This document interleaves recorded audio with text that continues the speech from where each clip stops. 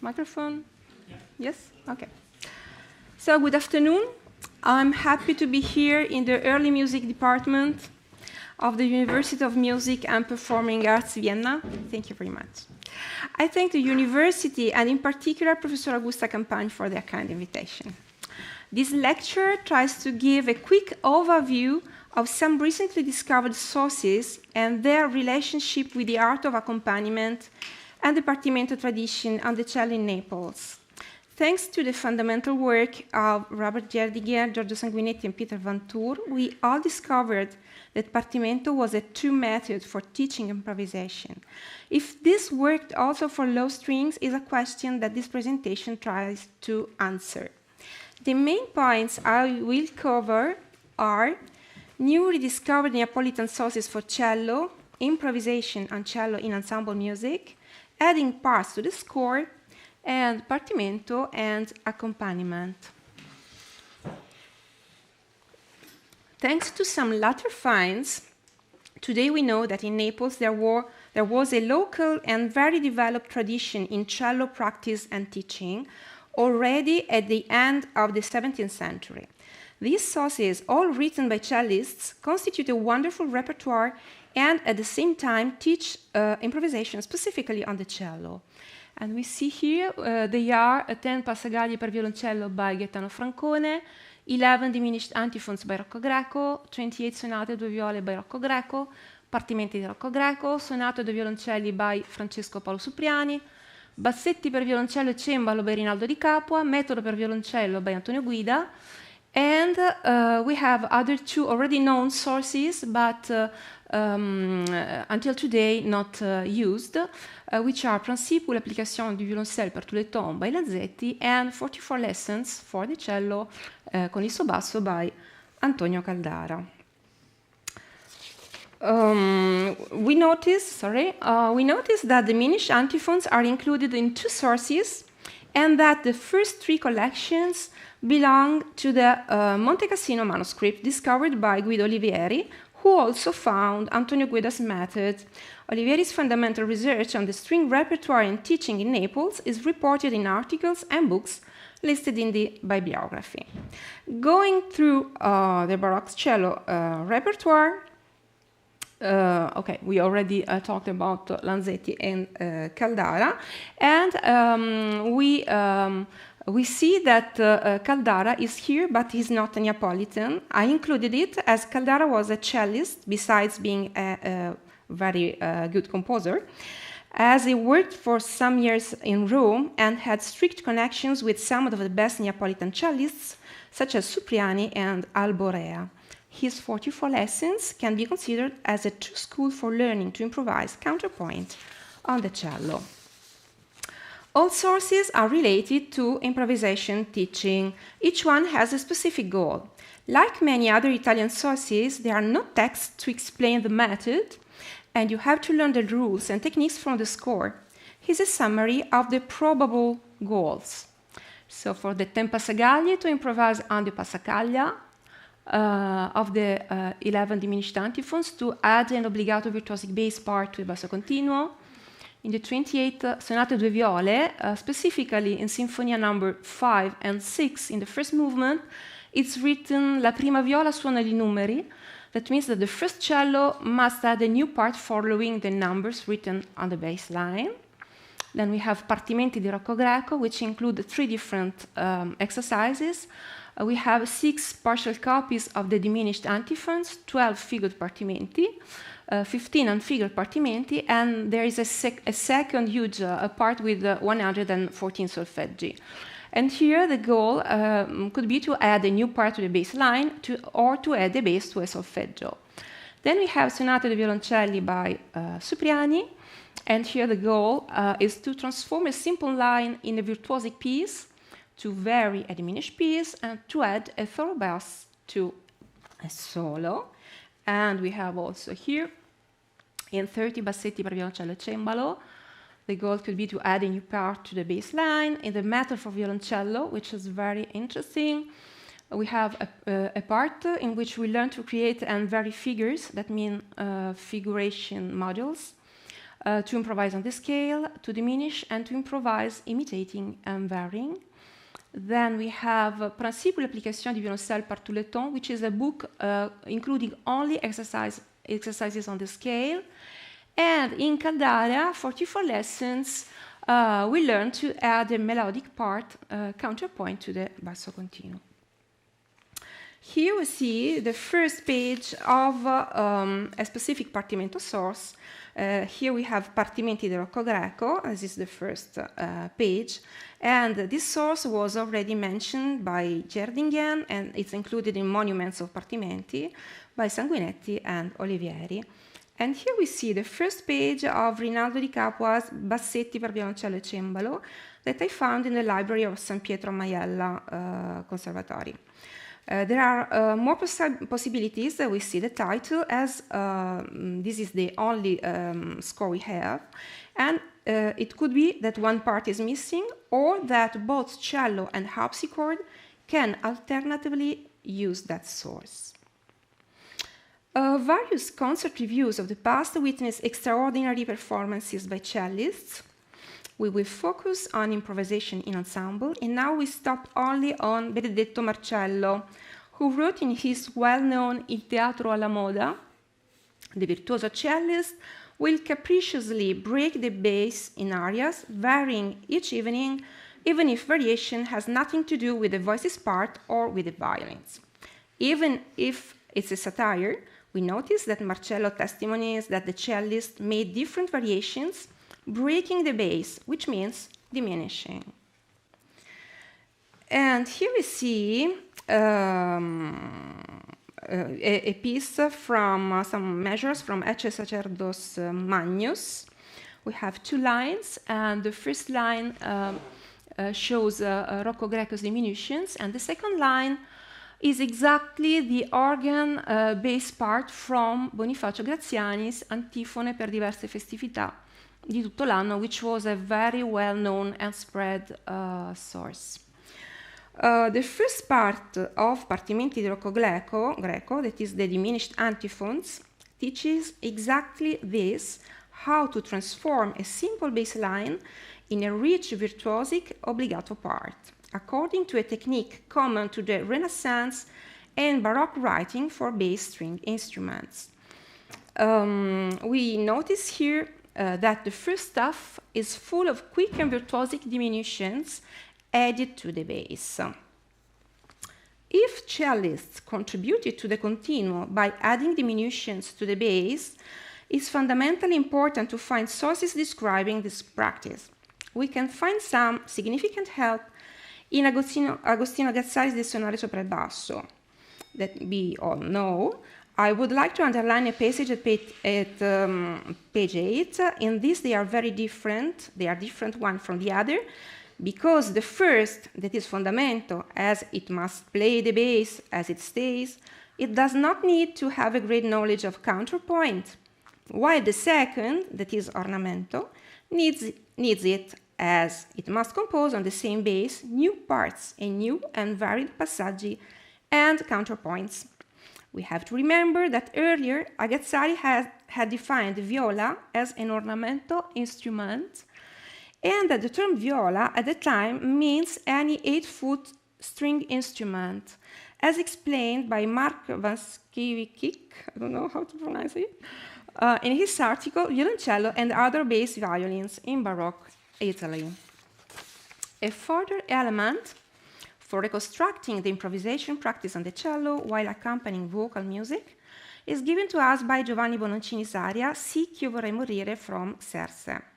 There are two sources for this aria. One is the score of Xerxes that we see left. The other is a collection of arias by Bononcini located in the Paris National Library.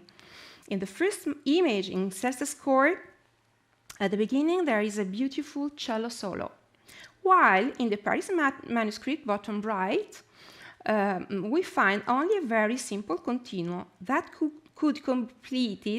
be completed with any instrumental part. The difference between these two sources could indicate that it was common practice to add a melodic part above a single bass line and that many solutions were possible. The two options we just saw, one breaking of the bass and two the addition of a counterpoint, are the two possibilities a cellist had to add a new part to the score. As cello and viola da gamba share the same texture and the same role in ensemble music, also viola da gamba sources are useful to reconstruct the practice on the cello. For example, Christopher Simpson writes in his treatise The Division Viol, London 1659, in playing to a ground, you exercise the whole compass of the viol, acting therein sometimes a bass, sometimes a treble, or some other part. From hence proceed two kinds of divisions, viz., a breaking of the ground and descanting upon it, out of which two is generated a third sort of division, to wit, a mixture of those, one with the other. Just a moment. Okay. The practice of adding parts in instrumental music is witnessed by many published works that contain the title, the words ad libitum or se piace. Sandra Manson reported in her article Ad libitum Procedures that as many as 75% of the published volumes contain parts ad libitum in instrumental duos and trios. Ad libitum parts are found also in vocal sacred music, such as, for example, Francesco Cavalli's Musiche Sacre, published in Venice in 1656, with a separate violoncino book. In the preface it's written, the part called violoncino can be used also for a chitarrone, bassoon, or other similar instrument suitable for speed. You can also leave it out at will, with notice that the instrument must be suitable for speed. This means that it has to perform quick diminutions. If there are published works with parts ad libitum for a low string instrument, we can deduce that it was usual to add a part at will at the bass. The new part that the cellist added to the score was called accompaniment. An articulated definition of the term is given by Thomas Busby in his dictionary 1801. Accompaniment, a separate instrumental part added to any composition by way of embellishing the piece and enriching the effect. Accompaniments are those instrumental parts which do not include the principal or principals, but which are added to relieve them, to supply the necessary chasms, fill up the harmony, decorate and variegate the motivo, and heighten the general effect. An early meaning of the term to accompany is also shown by the numerous late scores.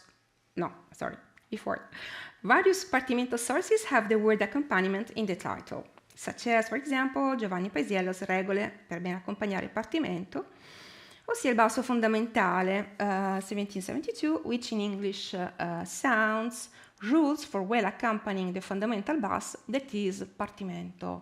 This means that we have a bass line that we call Partimento, and we must add, for example, if we are at the keyboard, at the right hand, an accompaniment to it. So if we play a counterpoint to the bass, the counterpoint is called accompaniment. We notice that this term is used in a bit different way from today. An early meaning of the term to accompany is also shown by the numerous late scores for keyboard accompanied by strings, what today we usually describe in an opposed manner, sonatas for a solo string accompanied by keyboard. This repertoire is not so much connected with the practice of improvisation, but the titles shed light on the fact that at the time an accompaniment could be also what today we call a solo.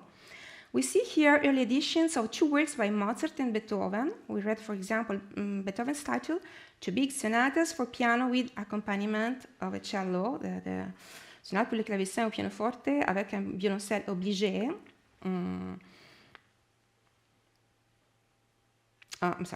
Avec accompagnement de violoncelle, it's the second image, and it's the Paris edition, 1817, while in the first edition, Artaria, in Vienna, we read avec un violoncelle obligé. This means that here, accompaniment had almost the same meaning of obbligato.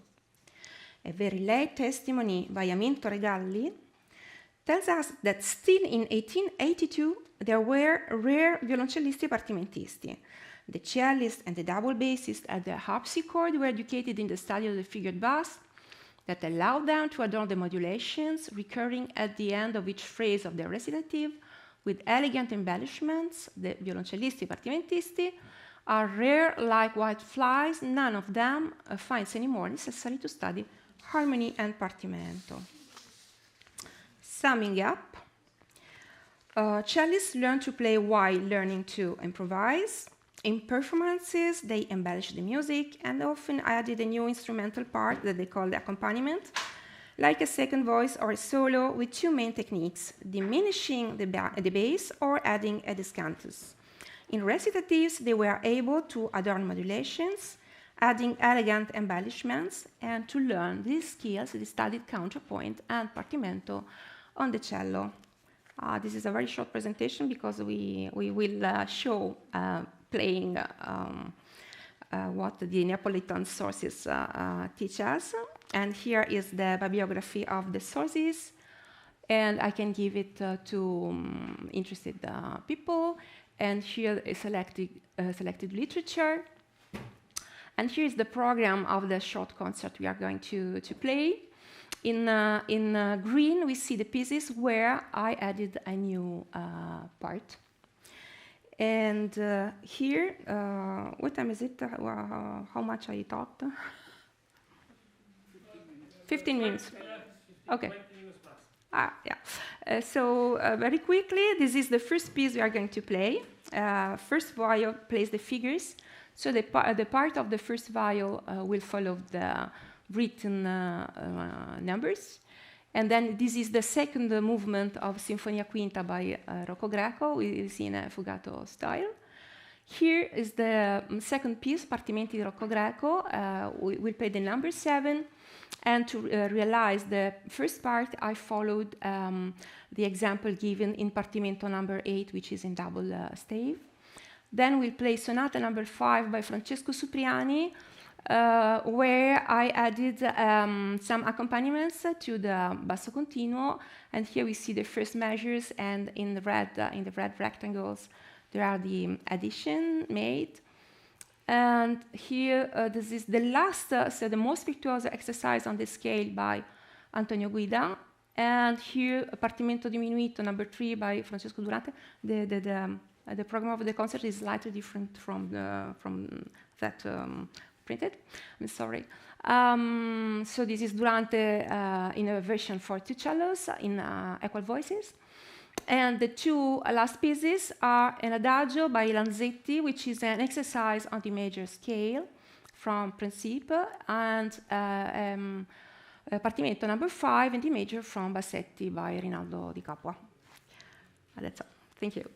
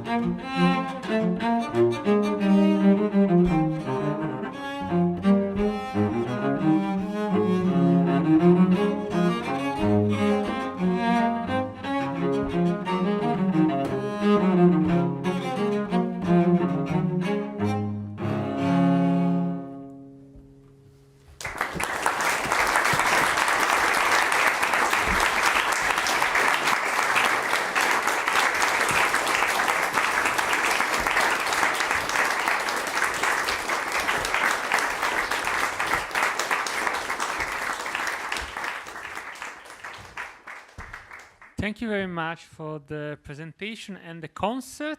There is time just for 2 questions because we're running a bit out of time because also the moving instrument and so on, but there is time for 2 questions. Someone in the audience has something to ask. I'm pretty sure that there will be something. Yeah, please. Thank you. That's fascinating and very beautiful. I was wondering 2 things, so I choose one very quickly. So most of the concert, I think you played rather a new melody to an existing bass, like Partimento, not ornamenting a bass as most of the examples that you talked about before. Is that right? Yes. So much more similar to what Robert was talking about. Exactly. I wondered whether you could comment on that, just generally, whether you find it in the sources or. Yes. I wanted to present nice music, beautiful music, and the repertoire of the antiphons, which is the repertoire of Rocco Greco, with so many diminished basses. I thought it was not so nice for a concert because I wanted to play a real concert and to show because the goal for me was to show the beauty. What is an exercise can be also considered a piece of repertoire, and is intertwining of the two sides, what you study and what you perform, and they are mostly the same thing. And that repertoire with the diminished basses, it's very interesting, but for me not so beautiful. I found so many other beautiful things, and I had so a short time, and I had to decide. It was a bit hard to decide. Yeah.